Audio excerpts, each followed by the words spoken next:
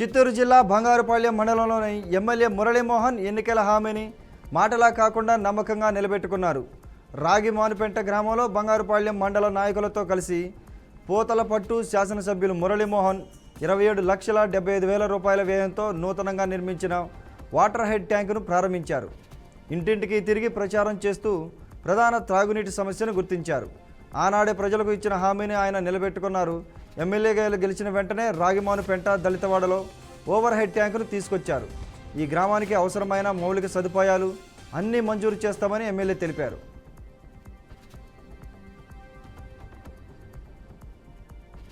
ప్రకాశం జిల్లా త్రిపురాంతకం మండలం మెట్టపాలెంలో belt shop విషయంలో టీడీపీ నాయకులు తలలు పగలగొట్టుకున్న ఘటన జరిగింది. టీడీపీ ఇన్ఛార్జ్ ఎరిక్షన్ బాబు, టీడీపీ సీనియర్ నాయకుడు రవీంద్ర వర్గానికి జరిగిన గొడవలో రవీంద్ర బావమరిది భార్య మాధవి తలకు తీవ్ర గాయాలయ్యాయి. ఇంత జరుగుతున్నా పోలీసులు ఆ గ్రామం వైపు కన్నెత్తి చూడకపోవడం గ్రామస్తులను ఆశ్చర్యానికి గురిచేసింది. గాయాలైన వారిని ఎర్రగొండపాలెం ప్రభుత్వ ఆసుపత్రికి తరలించి చికిత్స అందిస్తున్నారు.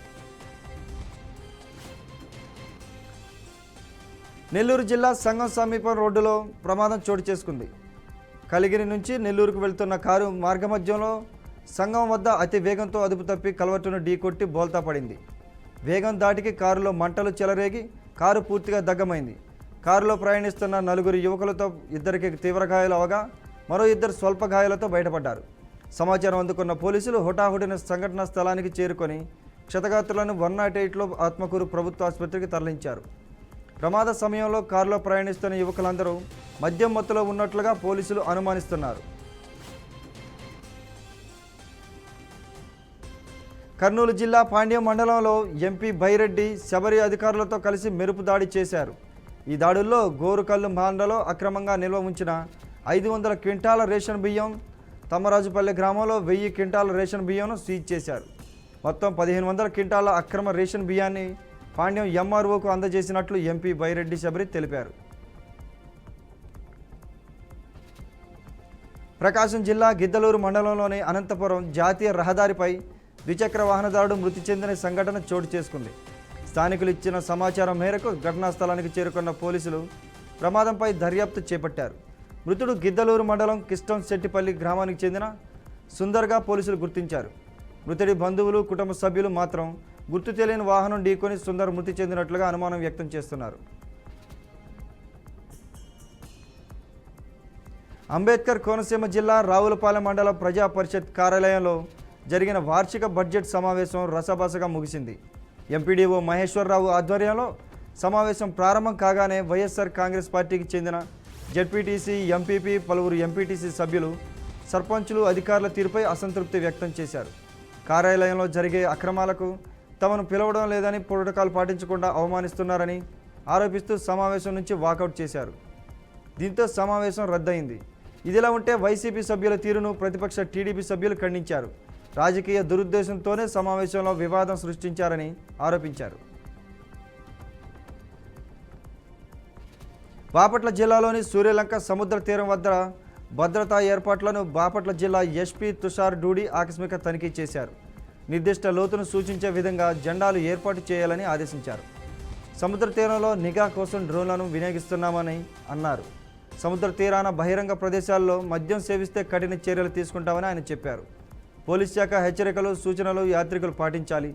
వేసవి సెలవులను దృష్టిలో ఉంచుకొని యాత్రికుల రక్షణకు పటిష్ట చర్యలు తీసుకున్నామన్నారు.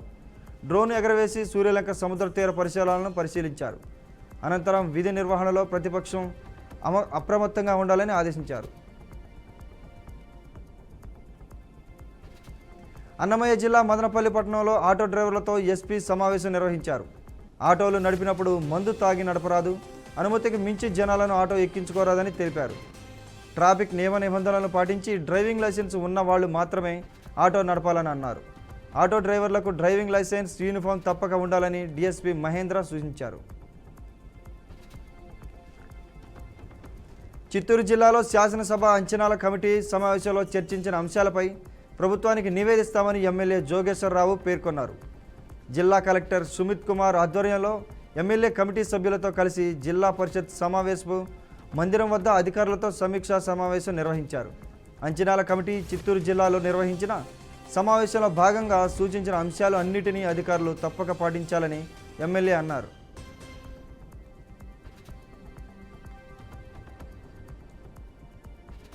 ఖమ్మం జిల్లా పెనుబల్లి మండలంలో రోడ్డు వెడల్పు నిర్మాణాలు 2 సంవత్సరాలు అవుతున్నా ఇంకా పూర్తి కాలేదని గ్రామస్తులు చెప్పారు. దీంతో అడవి మల్లెల గ్రామస్తులు అఖిలపక్షం ఆధ్వర్యంలో ధర్నా నిర్వహించారు. 2 సంవత్సరాలు అవుతున్న రోడ్డు నిర్మాణం పూర్తి స్థాయిలో అవ్వకపోవడంతో గ్రామస్తులు అనేక ఇబ్బందులు ఎదుర్కొంటున్నారు. యాక్సిడెంట్లు నిత్యం జరుగుతున్నాయని ఆవేదన వ్యక్తం చేశారు. ఇప్పటికైనా రోడ్డు నిర్మాణాన్ని పూర్తి చేసి ఈ ప్రాంత వాసులను ఆదుకోవాలని అఖిలపక్షం ద్వారా డిమాండ్ చేశారు. దేశంలోనే తొలిసారిగా పంచవటి ఎక్స్ప్రెస్లో ఏటీఎం సేవలు ప్రారంభమయ్యాయి. భారతీయ రైల్వే ప్రయాణికుల కోసం రైళ్లలో ఏటీఎం సేవలను ప్రారంభించింది. దేశంలోనే తొలిసారిగా ముంబై మైన్మాడు వంటి పంచవటి ఎక్స్ప్రెస్లో ప్రయోగాత్మకంగా ఏటీఎంను ఏర్పాటు చేశారు.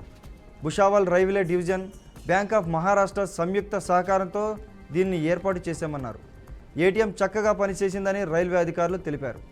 నగదు ఉపసంహరణకే కాక చెక్ బుక్ ఆర్డర్ ఇవ్వడానికి, ఖాతా స్టేట్మెంట్లు తీసుకోవడానికి కూడా ఈ ఏటీఎంను వినియోగించుకోవచ్చని తెలిపారు.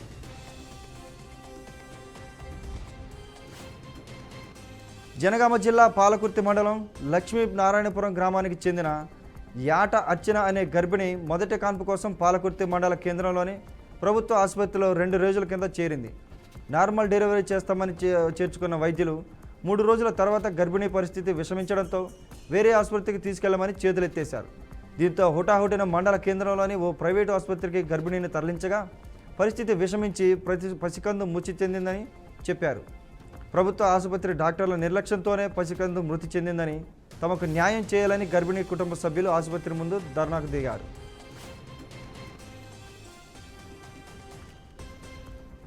ఖమ్మం జిల్లా పెనుబల్లి మండలం తాళ్లపేట గ్రామంలో ఆంబోతు అనారోగ్యంతో మృతి చెందింది. గ్రామస్తులు దైవంగా భావించే ఆంబోతు ఇటీవల అనారోగ్యానికి గురై మృతి చెందడంతో గ్రామస్తులు తీవ్ర ఆవేదన వ్యక్తం చేశారు. ఊరంతా ఏకమై తమతో మమేకమైన ఆంబోతుకు ఘనంగా వీడ్కోలు పలికారు. ట్రాక్టర్ ట్రక్కు పైకి ఆంబోతు మృతదేహాన్ని చేర్చి పసుపు కుంకుమ చల్లి ఊరంతా కలియ తిరుగుతూ మేళతాళాలతో టపాసులు పేల్చుతూ ఊరేగింపు చేపట్టారు. అనంతరం భక్తి శ్రద్ధలతో సాంప్రదాయబద్ధంగా ఆంబోతుకు ఘనంగా అంత్యక్రియలు నిర్వహించారు. ప్రొద్దుటూరులోని బొల్లవరం వెంకటేశ్వర స్వామి ఆలయం సమీపంలో ఉన్న నరాల బాలిరెడ్డి కాలనీలో 4 ఇళ్లలో చోరీ జరిగింది. అర్ధరాత్రి 1 గంట సమయంలో దుండగులు చోరీకి పాల్పడ్డారు. ఇందులో పొద్దుటూరు 2 టౌన్ ఎస్ఐ ధనుంజయ ఇల్లు ఉండటం గమనార్హం. చోరీకి జరిగిన ఇళ్లన్నీ పక్కపక్కనే ఉన్నాయని వారు తెలిపారు. 4 ఇళ్లకు తాళం వేయడంతో పసిగట్టిన దొంగలు చోరీకి పాల్పడినట్లు స్థానికులు చెప్పారు. చోరీ జరిగిన ఇళ్లను 3 టౌన్ పోలీసులు పరిశీలించారు. ఎంత మేర చోరీ జరిగిందనేది ఆయా కుటుంబ సభ్యులు వచ్చి తెలిపే అవకాశం ఉందని పోలీసులు తెలియజేశారు. యాదాద్రి భువనగిరి జిల్లాలో దారుణం చోటు చేసుకుంది. సంస్థ నారాయణపురం కొత్తగూడెం గ్రామంలో కరెంటు షాక్తో కొల్లూరు పవన్ కుమార్ అనే వ్యక్తి మృతి చెందాడు. పంబ్లర్ పని చేస్తుండగా ఈ ప్రమాదం జరిగినట్లు స్థానికులు తెలిపారు. మృతదేహాన్ని పోస్టుమార్టం నిమిత్తం చౌటుప్పల్ ప్రభుత్వ ఆసుపత్రికి తరలించినట్లు పోలీసులు తెలియజేశారు.